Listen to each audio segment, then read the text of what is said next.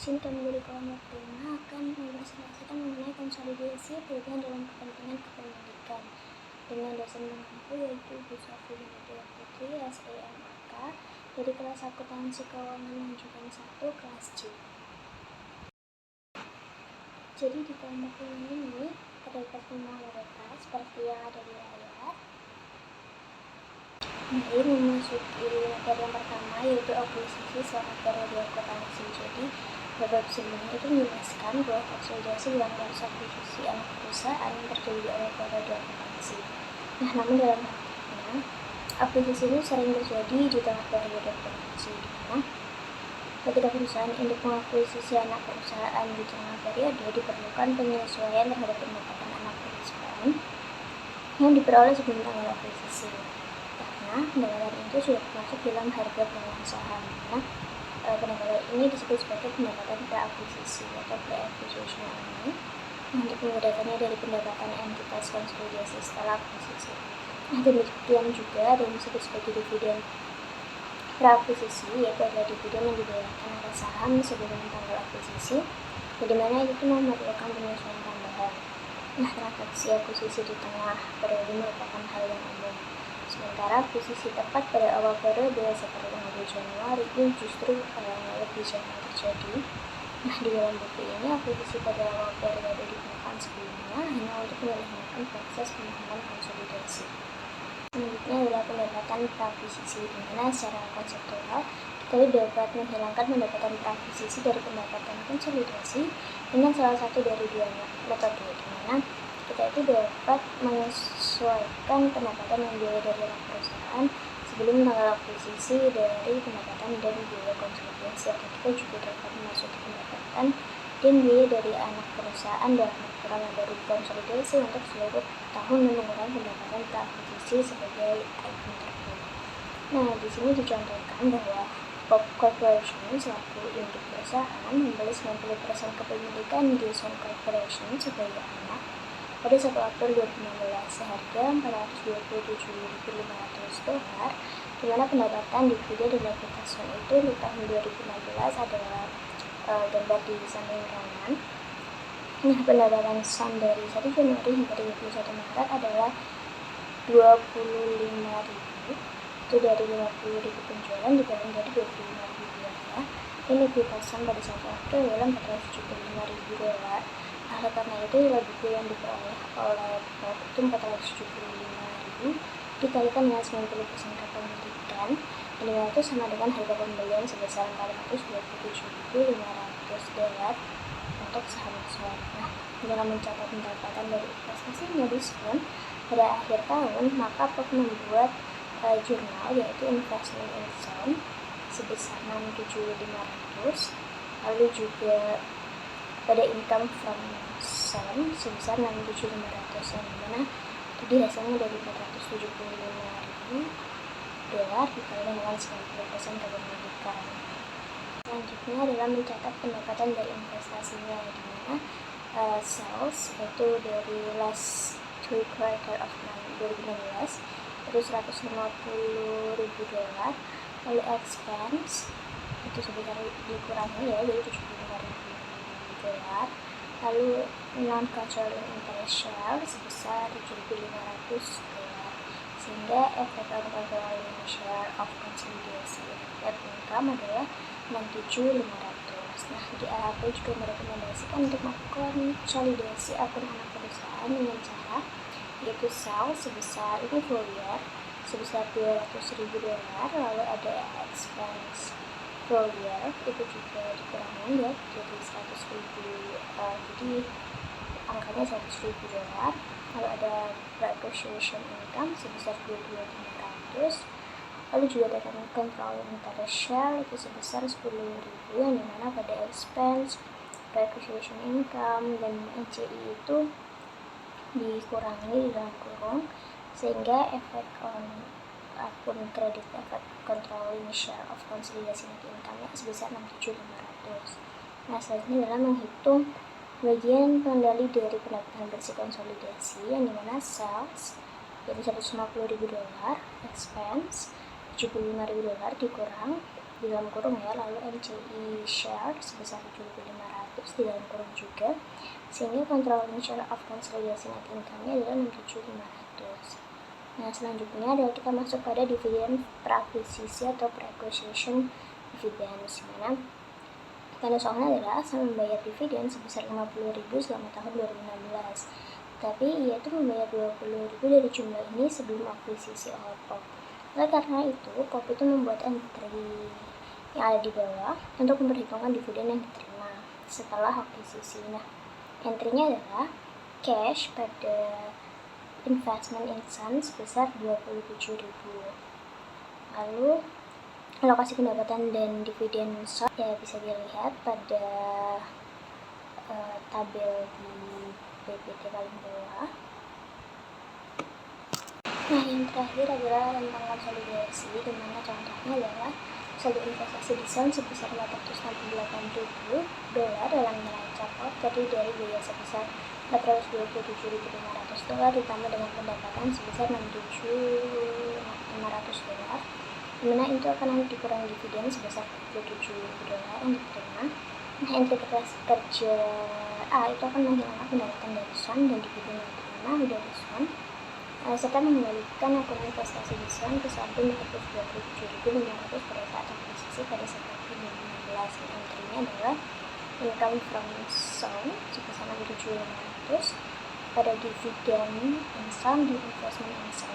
Dividennya adalah $27.000 dan investmentnya $40.500. Nah, itu tuh dengan keterangan to eliminate investment income and the dividend reserve from Sun and to adjust the investment Sun to fair value on April 2015. Nah, selanjutnya yang poin B yaitu untuk mencatat eliminasi reversical investment dan equity balance, dimana ini entry-nya adalah sales sebesar $50.000 pada cost of sales and expense sebesar $25.000, lalu ada capital stock sebesar $500.000 dan total earning-nya sebesar $70.000 dengan dividennya $18.000 pada dividen $18.000, investment in Sun $427.500 dan non-controlling interest yang dikirim $495.500. Lalu untuk poin C-nya adalah non-controlling interest $7.500 ya pada dividen in Sun and MCI, dimana dividennya $5.000 dan MCI-nya itu $2.500. Nah, lalu ada tabel di sebelah kanan PPT, dimana itu tuh adalah work paper dari soal konsolidasi yang berakhir di Desember tanggal 31 2015. Nah, mungkin sekian presentasi dari saya. Selanjutnya akan dijelaskan oleh rekan saya. Piecemeal acquisition. Sebuah korporasi dapat mengakuisisi kepemilikan dalam korporasi lain dalam serangkai pembelian saham secara bertahap selama jangka waktu tertentu. Sebagai contoh, Dow Chemical Company Notes 8 dalam laporan tahunan 2014-nya membahas rencana untuk mengakuisisi ExxonMobil sebesar 50% dalam usaha patungan Univision Technology LLC pada tahun 2015, menjadikan Univision sebagai anak perusahaan yang seharusnya dimiliki, yang tergantung pada persetujuan regulasi yang diperlukan. Untuk contoh lainnya, USX Company Notes 23 dalam laporan keuangan konsolidasi tahun 2001 mengungkapkan bahwa pada 7 Februari 2001, Marathon mengakuisisi 87% dari saham minoritas yang beredar dari François Energy, sebuah anak perusahaan yang tidak terkonsolidasi. Marathon berencana untuk mengakuisisi sisa saham François melalui penggabungan. Akuisisi bertahap ini mengharuskan investasi yang dimiliki sebelumnya untuk dinilai ulang ke nilai wajar pada saat kendali anak atas perusahaan diperoleh. Akuisisi bertahap meningkatkan tantangan dalam mengidentifikasi dan mengukur nilai serta dalam menentukan keuntungan konsolidasi bersih. Bagian ini menjelaskan detailnya dan menggambarkan akuntansi yang terkait. Pub Corporation mengakuisisi 90% saham kepemilikan Sun Corporation dalam serangkai akuisisi yang diselesaikan pada tanggal 1 Oktober 2018. Data yang berkaitan dengan saham, pembayaran investasi, dan kepemilikan yang diakuisisi adalah sebagai berikut. Pada tanggal 1 Juli, interest acquired sebesar 5%, investment cost sebesar 7.000, dan equity at acquisition date belum ada. Pada tanggal 1 Agustus, interest acquired sebesar 5%, investment cost sebesar 8.000, dan equity at acquisition date belum ada. Pada tanggal 1 Oktober, interest acquired sebesar 10%, dan investment cost-nya sebesar 210.000, equity at acquisition date sebesar 220.000. Aset bersih yang dapat diidentifikasi dari Sun memiliki nilai wajar yang sama dengan nilai buku. Setiap kelebihan dari biaya investasi atas nilai buku 40% kepemilikan yang diperoleh PAP pada bulan Juli dan Agustus lebih kecil dari $20.000. Jadi, PAP secara tepat mencatat investasi ini menggunakan metode ekuitas. Meskipun informasi terbatas tersedia, akuisisi sebesar 80% diyakini memberikan kendali. Pada Oktober, PAP mengakuisisi tambahan 40% saham dengan harga 220.000 dan pada saat itu memperoleh kendali. Nilai wajar Sun pada 1 Oktober berdasarkan harga 80% kepemilikan sebesar 390.000 adalah 487,500.000. Harga total saham sebesar 487,500.000 menunjukkan nilai per saham sebesar 48,75 dolar. Oleh karena itu, 2.000 saham pengendali memiliki nilai wajar sebesar 97.500, yaitu dari hasil 48,75 dikali 2.000 saham. Selain itu, investasi sebelumnya PAP sebesar 5.000 saham harus dinilai ulang ke nilai wajar, yaitu sebesar 48,75 dikali 5.000 saham, hasilnya adalah 243,750.000 dolar. Selisih antara nilai wajar ini dan jumlah yang dibayar PAP adalah keuntungan dari revaluasi sebagai berikut. Nilai wajar dari investasi sebelumnya yaitu 5.000 saham dikali 48,75 dolar, hasilnya adalah 243,75 dikurang oleh biaya investasi sebelumnya yaitu sebesar 170.000 dolar. Keuntungan dari revaluasi yaitu 73,750.000. Tanggal pencatatan PAP adalah 31 Desember. Oleh karena itu, anak perusahaan dikonsolidasi selama 3 bulan dalam tahun ini, Oktober sampai Desember. Biaya tahunan adalah sebagai berikut. Januari hingga Juni sebesar 30.000, Juli hingga September sebesar 30.000, dan Oktober hingga Desember itu sebesar 10.000. Nah, selanjutnya saya akan menjelaskan tentang penjualan kepemilikan saham dalam investasi. Nah, jika seorang investor tuh menjual kepemilikan sahamnya, maka laba atau ruginya tuh dihitung dari selisih antara harga jual dan nilai buku investasi yang dijual. Nah, jika investor memiliki pengaruh signifikan, maka nilai buku itu dihitung dengan metode ekuitas. Jika saham dibeli dalam beberapa tahap, maka saham yang dijual harus diidentifikasi. Nah, biasanya itu dengan metode FIFO. Terus berdasarkan aturan baru GAAP di tahun 2007 itu jika perusahaan induk menjual sebagian saham anak perusahaan, laba atau ruginya hanya dicatat jika penjualannya menyebabkan hilang kontrol atas kepemilikan anak perusahaan. Nah, jika kontrol tetap ada, maka penjualan itu dianggap sebagai transaksi ekuitas, sehingga tidak ada laba rugi yang diakui dan nilai aset serta liabilitas anak perusahaan tidak berubah. Nah, contohnya tuh di sini saya pakai, kalau ada di buku tuh ada Palm Corporation memiliki 90% saham Sun Corporation dengan nilai investasi pada tanggal 1 Januari 2017 itu sebesar 288.100.000. Nah, itu udah termasuk sama goodwill-nya sebesar 18.000 dolar. Sementara ekuitasan terdiri dari modal 200.000 dan laba ditahan sebesar 100.000 selama tahun 2017. Nah, saat ini memperoleh laba 36.000 secara profesional dan membagikan dividen dividen 20.000 pada tanggal 1 Juli. Nah, selanjutnya tuh saya akan menjelaskan tentang penjualan kepentingan di awal periode.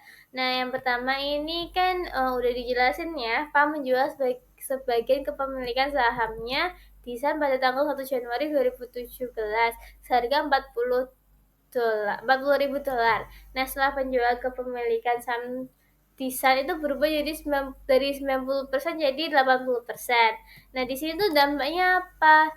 Karena Pak masih punya kontrol atasan lebih dari 50%, jadi tidak ada laba rugi yang dicatat. Nah, penjualan itu dianggap transaksi ekuitas, bukan penjualan biasa. Sehingga nih di sini ada ditunjukin jurnal yang dicatat itu pertama cash di debit sebesar 40 ribu dolar, kemudian di kreditnya ada investment instan itu sebesar 32 ribu dolar. Nah, ini selanjutnya ada additional paid in capital itu pengurangan dari cash kurang investment di kredit juga sebesar 8 ribu dolar. Nah, jadi itu PAM menerima uang tunai sebesar 40 ribu dolar, mengurangi nilai investasinya sebesar 32 dolar dan mencatat sisa 8 ribu dolar sebagai tambahan modal. Nah, kemudian tuh di sini ada penyesuaian untuk kepentingan dan pengendali atau NCI. Nah, karena PAM sekarang hanya punya 80%, maka sisa 20% adalah kepemilikan pemegang saham dan pengendali atau NCI. Nah, sekarang tuh jadi artinya 20% itu bukan sekarang 20% saham saya itu bukan lagi milik PAM tapi milik pihak luar. Jadi dalam laporan konsolidasi harus ada kolom atau bagian khusus untuk NCI. Nah, di sini tuh ada aktivitas selama tahun 2017 yaitu ada pendapatan SAN ini 36 ribu dolar dari ya itu dibagi antara PAM dan NCI. Kemudian dividen yang dibayar itu sekitar 20 ribu dolar pada tanggal 1 Juli 2017. Nah, PAM itu memakai metode ekuitas untuk menghitung investasinya sehingga 80% dari pendapatan SAN itu 28.800 dan 80% dari dividen SAN itu 16.000.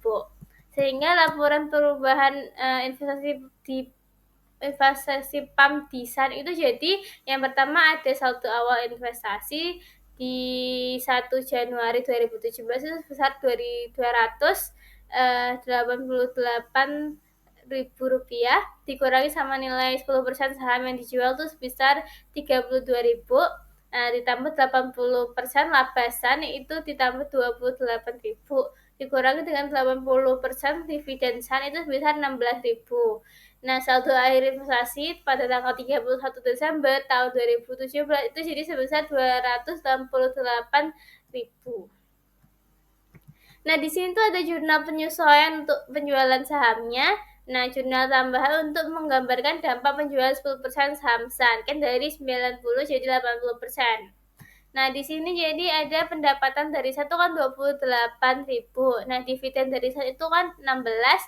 Nah, investasinya jadi sisa 12.000. Nah, ini untuk menunjukkan bagaimana bagian investasi dipindahkan ke akun non pengendali. Jadi tuh intinya PAM awalnya punya 90% saham SAN lalu dijual 10% sehingga sisanya kan tinggal 80%. Nah, karena masih mengontrol SAN maka tuh tidak perlu dicatat laba atau ruginya. Nah, penjualan itu cuma dicatat sebagai pengurangan investasi dan penambahan modal. Bagian pendapatan dan dividen SAN itu tetap dicatat dengan metode ekuitas sesuai porsi 80%. Baik, di sini saya akan menjelaskan mengenai materi perubahan kepemilikan akibat transaksi saham antar perusahaan berdasarkan chapter 8. Di sini konteks umumnya dulu adalah tujuan dari perubahan kepemilikan akibat transaksi saham anak perusahaan ini dapat karena perusahaan induk dapat mengarahkan anak perusahaan untuk menerbitkan saham tambahan baik itu ke induk maupun keluar.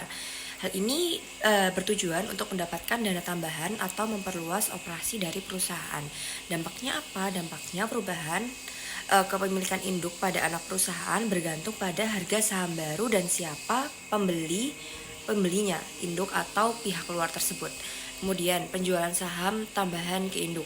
Jika saham dijual pada nilai buku atau book value, maka nggak ada perubahan goodwill alias investasi induk naik sebesar nilai buku saham baru. Jika saham dijual di atas buku, misalnya dijualnya itu $35, harga bukunya 20 atau 20 dolar. Investasi induk naik lebih tinggi daripada nilai buku yang diperoleh. Selisihnya nanti akan dicatat sebagai goodwill atau aset lainnya. Jika saham dijual di bawah nilai buku, misalnya kan tadi nilai bukunya 20 dolar nih. Misalnya nih di bawahnya yaitu 15 dolar, maka investasi induk naik kurang dari nilai buku yang diperoleh. Selisih kelebihan nilai buku ini, selisih dari ini tuh akan dicatat sebagai pengurang. Kemudian penjualan saham ke pihak luar atau non-controlling shareholders. Pengaruh terhadap kepemilikan induknya sendiri itu turun karena jumlah saham yang dimiliki induk itu tetap, tapi total sahamnya yang beredar tuh meningkat. Kemudian jika saham dijual pada nilai buku, nggak ada perubahan dalam akun investasi induk. Jika saham dijual di atas nilai buku, kenaikan nilai investasi induk jika dicatat sebagai tambahan modal di setor. Jika saham dijual di bawah nilai buku, penurunan nilai investasi dicatat sebagai pengurang tambahan dari modal yang disetor tersebut. Kemudian transaksi saham treasury oleh anak perusahaan. Ini tuh artinya anak perusahaan membeli kembali sahamnya dari pemegang saham non pengendali atau dari non-controlling shareholders tadi. Efeknya apa? Efeknya nggak ada pengaruh langsung ke induk jika saham dibeli pada nilai buku. Jika dibeli di atas nilai buku, ekuitas anak itu akan turun, bagian induknya juga akan turun. Jika dibeli di bawah nilai buku, ekuitas anak akan naik, maka bagian induk juga naik. Penyesuaian di buku induk ini mengubah nilai investasi dari tambahan modal di setor jika diperlukan. Kemudian hal ini tidak diakui sebagai laba atau rugi dari transaksi saham treasury. Perbedaan nilainya dicatat di bagian ekuitas dengan amortisasi apabila memang diperlukan amortisasi. Kita balik dulu ke prinsip akuntansi. Transaksi saham anak ke induk itu dianggap sebagai entitas terkonsolidasi. Transaksi saham keluar itu dianggap sebagai transaksi modal atau capital transaction. Sedangkan treasury stock itu nggak ada pengakuan laba atau rugi, tapi perubahan nilai investasi harus disesuaikan berdasarkan porsi induk terhadap ekuitas anak. Kesimpulannya, transaksi saham anak perusahaan baik penerbitan baru maupun pembelian kembali itu mempengaruhi kepemilikan dan juga investasi induk bergantung pada harga transaksi dari pihak luar yang terlibat tersebut. Penyesuaiannya dilakukan di akun investasi dan ekuitas induk tanpa mengubah laba atau rugi secara langsung. Selanjutnya akan dijelaskan oleh rekan saya. Assalamualaikum warahmatullahi wabarakatuh. Perkenalkan, nama saya Gania Fatira Kani dengan NPM 23013010137. Pada kesempatan kali ini saya akan menjelaskan tentang dividen saham dan pemecahan saham oleh anak perusahaan. Jadi dividen saham dan pemecahan saham oleh anak perusahaan itu jarang terjadi, kecuali jika kepemilikan non-pengendali aktif diperdagangkan di pasar. Ini karena induk perusahaan memiliki kendali atas keputusan tersebut, sehingga tidak ada manfaat bagi entitas konsolidasi atau induk untuk meningkatkan jumlah saham anak perusahaan melalui mekanisme ini. Jikapun anak perusahaan menerbitkan dividen saham atau melakukan pemecahan saham, dampaknya terhadap prosedur konsolidasi tetap kecil. Dalam pemecahan saham, jumlah saham yang beredar bertambah, tetapi nilai aset bersih dan akun ekuitas individu tidak berubah. Kepemilikan induk dan kepentingan non-pengendali tetap sama, sehingga prosedur akuntansi induk dan konsolidasi tidak terpengaruh. Dividen saham memiliki dampak yang sedikit berbeda. Meskipun tidak mengubah kepemilikan induk atau kepentingan non-pengendali, dividen saham menyebabkan perubahan dalam akun ekuitas anak perusahaan. Retained earnings sebesar nilai par atau harga pasar saham yang diterbitkan dialihkan ke modal disetor.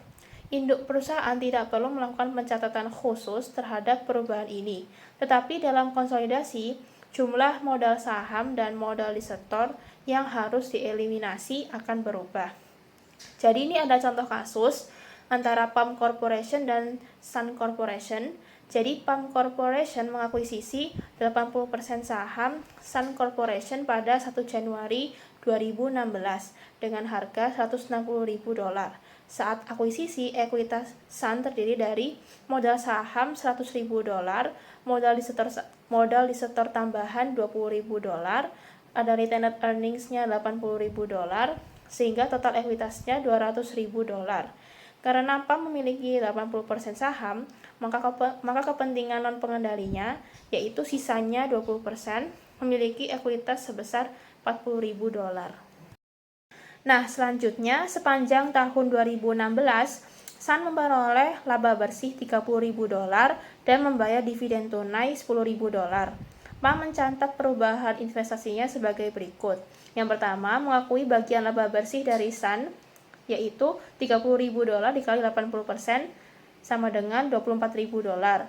Yang kedua, mengurangi investasi karena dividen yang diterima, yaitu $10.000 dikali 80% sehingga didapat $8.000. Saldo akun investasi di Sun per 31 Desember 2016 menjadi $160.000, yaitu awalnya, ditambah $24.000 yaitu laba, lalu dikurangi $8.000 yaitu dividen, sehingga didapat $176.000. Nah, berikut ini berdasarkan informasi yang diberikan, kerta kerja konsolidasi antara PAM dan Sun ini adalah sebagai berikut. Di debit ini ada income from Sun, yaitu $24.000, lalu di debit ada dividen $8.000, dan ada investment in Sun $16.000. Kemudian di debit lagi ada capital stock Sun, yaitu $100.000, lalu ada additional paid in capital Sun sebesar $20.000, dan retained earnings Sun sebesar $80.000. Di kreditnya ada investment in Sun $160.000, dan ada non-controlling interest beginning, yaitu $40.000. Nah, pada 31 Desember 2016, Sun menerbitkan dividen saham 10% saat harga pasar sahamnya $40 per saham. Ini berarti Sun menerbitkan tambahan 10% dari modal saham awal, yaitu 10% dikali $100.000, sehingga ada $10.000 saham baru. Nah, Sun mencatat dividen saham ini sebagai berikut. Di debit ada stock dividend on common, yaitu $40.000, dan di kredit ada capital stock $10 par, yaitu $10.000, dan additional paid in capital, yaitu $30.000. Selanjutnya, dividen saham ini tidak mempengaruhi akuntansi PAM untuk investasinya di Sun, meskipun sekarang ada lebih banyak saham dan biaya per saham yang berbeda, tetapi itu mempengaruhi kertas kerja konsolidasi, karena modal saham Sun telah meningkat menjadi $110.000, yaitu dari $100.000 ditambah $10.000, dan modal disetor tambahannya telah meningkat juga menjadi $50.000, dari $20.000 ditambah $30.000, sehingga penyesuaian kertas kerja konsolidasi pada 31 Desember 2016 ini, yaitu di debit ini ada income from Sun $24.000, dan di kredit ada dividen $8.000, dan investment in Sun $16.000. Lalu di debit ada capital stock Sun $110.000, ada additional paid in capital Sun $50.000, dan retained earnings Sun $80.000. Lalu di kredit ada investment in Sun $160.000, kemudian ada non-controlling interest beginning $40.000, dan ada stock dividend on common $40.000. Nah, terjadi eliminasi akun dividen saham sebesar $40.000 beserta saldo investasi dan ekuitas yang bersesuaian. Karena pada dasarnya hal tersebut merupakan pengurang dari $10.000 modal saham dan $30.000 modal disetor tambahan. Pada tahun 2017 dan tahun-tahun berikutnya, saldo laba akan mencerminkan penurunan sebesar $40.000 akibat dividen saham tersebut, dan tidak akan ada komplikasi lebih lanjut yang timbul.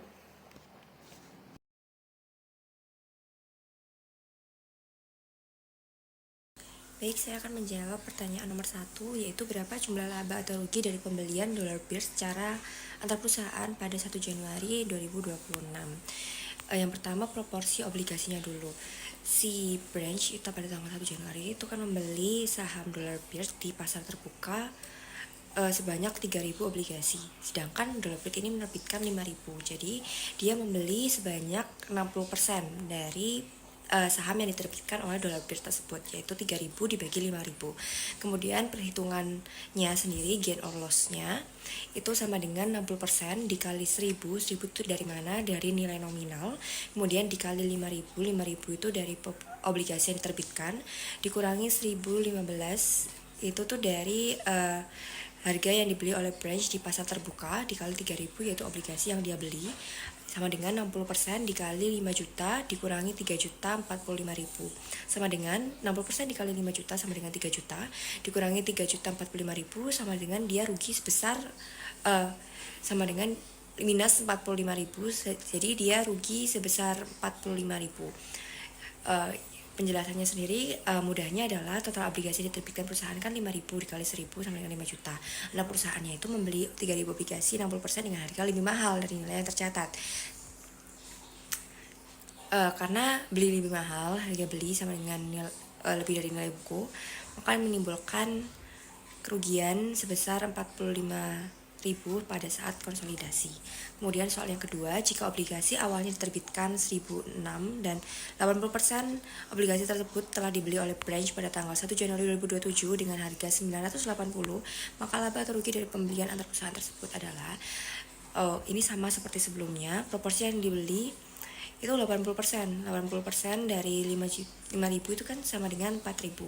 4.000, dia membeli 4.000. Jadi 4.000 dibagi 5.000 sama dengan 80% proporsinya. Perhitungannya sendiri itu 80% dikali 1.006. 1.006 itu dari mana? Dari obligasi yang diterbitkan. Kemudian kali 5.000, kemudian dikurangi 980 itu harga yang dia dibeli oleh branch, kemudian dikali 4.000 itu yang obligasi yang dibeli. Kemudian hasilnya sama dengan 80% kali 5 juta 30 ribu sama dengan 4 juta 24 ribu dikurangi 3 juta 920 ribu, ini menghasilkan laba sebesar 104 ribu. Kenapa? Karena perusahaan menerbitkan obligasi dengan harga premium yaitu 1.006 per obligasi, lebih tinggi dari nilai nominalnya yang awalnya 1.000. Anak perusahaan beli 4.000 obligasi atau 80% dengan harga yang lebih murah yaitu 980, karena lebih murah dari harga yang terbit awal maka menimbulkan laba sebesar 104.000. Nah, di sini saya akan menjelaskan nomor 3. Nomor 3 itu mencari laba atau rugi. Nah, di sini kita cari dengan 70% itu dikalikan dengan 1.030 dikali 5.000 yang ada di soal, dikurangi sama 1.040 dikalikan 3.500. Sehingga hasilnya minus 35.000, sehingga ini hasilnya rugi. Selanjutnya nomor 4 itu mencari amortisasi dan interestnya. Yang di situ ada tabel ya. Tabelnya untuk dollar bird book dan branch book. Di sini payable-nya itu untuk BV itu book value tanggal 1 Januari 2025 itu sebesar 5 juta. Terus fiscal year tahun 2026-nya itu nggak ada. Terus BV untuk tanggal 31 Desember 2025 itu masih 5 juta. Nah, kemudian fiscal year tahun 2027-nya juga 0. Terus BV-nya di tahun 2027 di tanggal 31 Desember itu 5 juta. Masih sama. Karena metodenya garis lurus. Nah, retire expense-nya itu 3 juta. 3 juta itu kita dapat dari 5 juta dikalikan 60%. Nah, ini kan 3 juta BV tahun 2025-nya. Terus di BV tanggal 31 Desember 2025 juga 3 juta. Kemudian di BV tanggal 31 Desember 2027 di 31 Januari di tahun 2027 itu 3 juta juga. Nah, selanjutnya untuk interest expense ini ada di fiscal year itu sebesar 600. 600 itu kita dapat dari 3 juta ini dikalikan 12%. 12% itu kita dapat dari soal. Fiscal year tahun 2007 itu sama 600.000. Kemudian retire expense-nya itu kita dapat dari sini, dari yang tadi retire 60% itu dikalikan sama 60%. Sama juga di fiskal year tahun 2027. Nah, selanjutnya ini di branch book itu ada investment in bond. Nah, BV tanggal 1 Januari 2025 itu sebesar 3.045.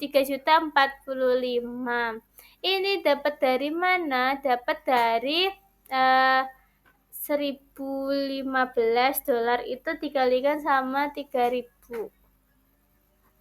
Sehingga dapat 3.045.000. Nah, fiskal kita nyari ke investment in bond-nya buat fiskal year 2006.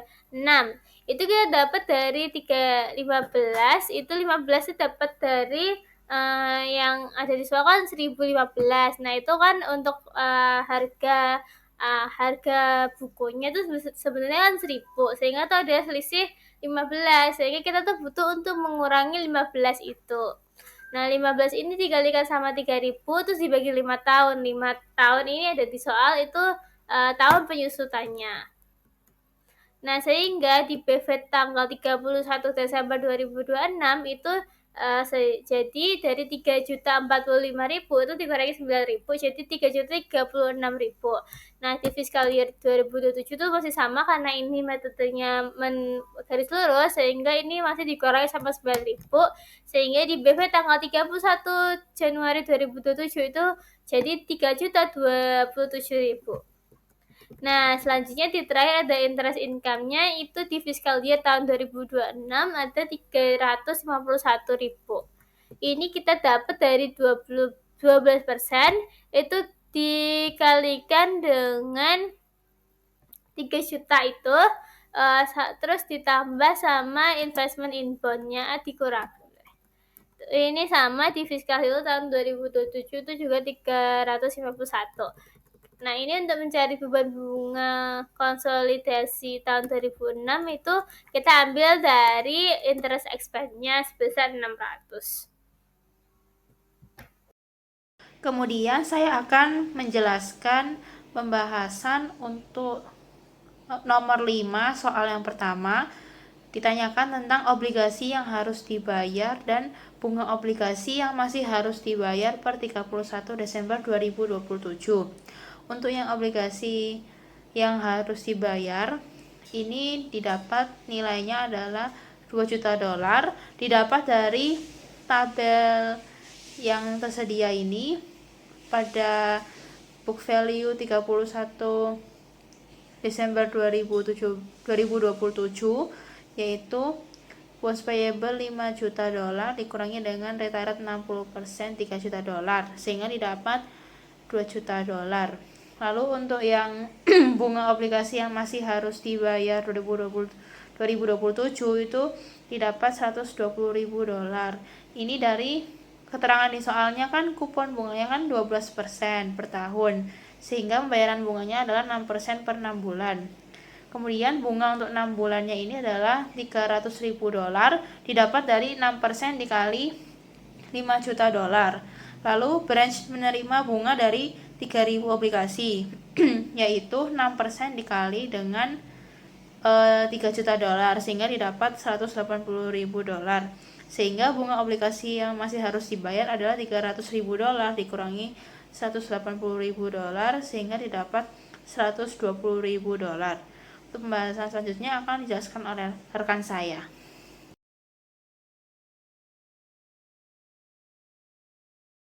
Selanjutnya di sini saya akan menjawab soal kedua.